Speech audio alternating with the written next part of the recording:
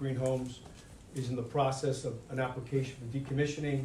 I'd ask the commission, I know we're gonna do it at the next meeting, to think about, maybe out of respect for what happened most recently there. Right. But we can move that with a special meeting, move the commissioning. We'll add that to the agenda. Add that to the agenda, Yes, and we sir. can move that. Washington and I were down there waiting to take that application. Yes, And we'll work in partnership with you on the relocation and everything that needs to be done.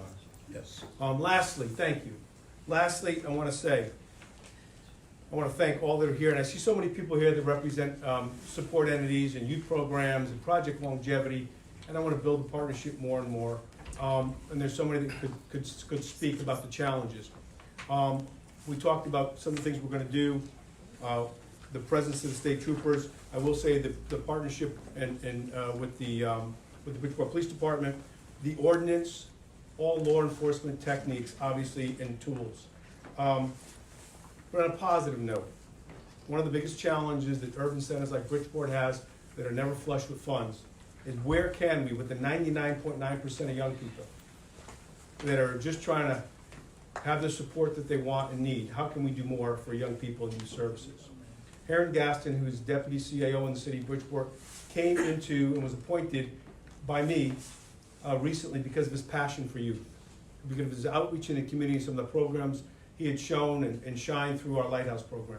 And he came and asked if he could head up youth programs and youth opportunities and fight for youth resources.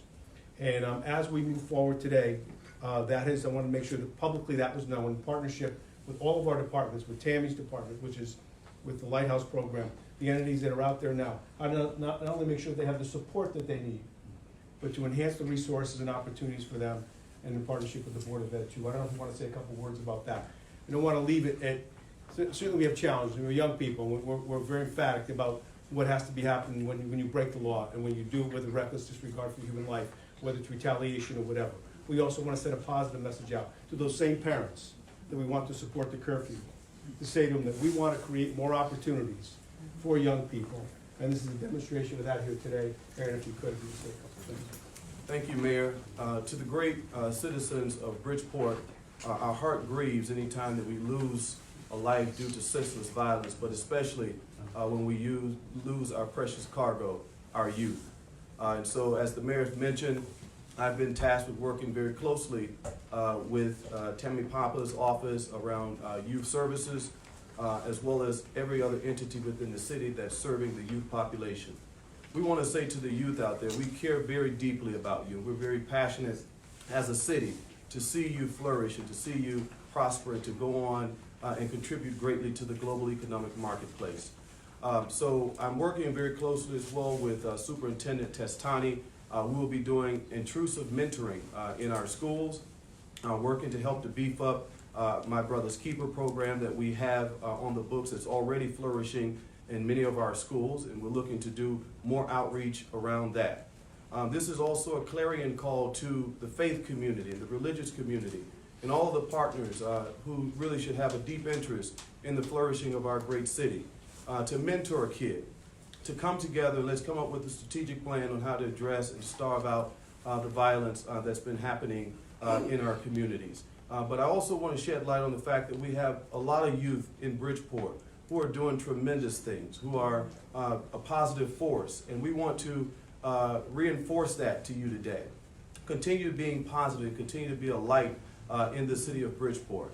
And of course, we have some kids who need a little bit more help. And we want to help you. We want to be a resource to you. So instead of engaging in destructive behaviors, please contact your school superintendent or talk to your teacher or the mayor's office or somebody within our office. We'll be more than happy to try to help you and to facilitate your natural maturation of personal and professional development. I would like for the superintendent to just offer up a few words in terms of the partnership that he and I are looking to create in the school around mentoring. So you'll be seeing a speaking up presence in our schools. Thank you. Thank you. First, I'd like to thank Chief Perez and the Bridgeport Police Department for working so closely with our staff the last couple of days to ensure the safety of our students and our school buildings. It was an extremely collaborative event, and we appreciate all their support. So thank you, Chief. We all know that mentoring and students having someone that they can connect with is an important part of the maturation process. So we look forward to collaborating with all our municipal partners and creating mentoring opportunities for all our students so we can keep them safe and we can keep them secure. The future is bright here in Bridgeport. There are a million things that are going on that deserve the positive recognition, but unfortunately, events like this overshadow those. I again would like to thank everyone for all their support with the Bridgeport Public Schools, especially Tammy Papa and Youth Services for the creation of our, we're going on our third week of our Friday nights program over at Central High School, which gives students an opportunity to go somewhere safe and have a good time on Friday evening. We're looking forward to working with Mayor Ganim and Dr. Gaston in expanding those opportunities throughout the city. Thank you. Thank you.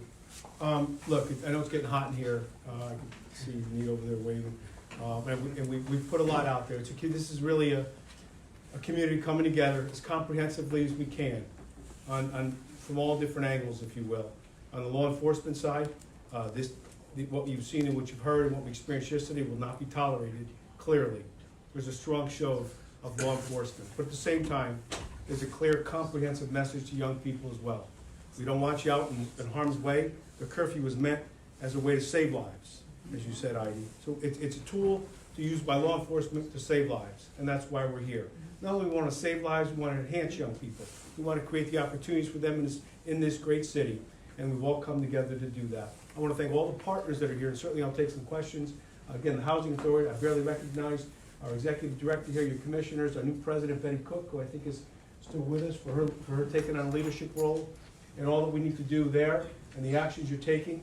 Our state troopers, who on a minute's notice were there, our police department, your quick responses, your quick apprehensions, and certainly your measures of prevention.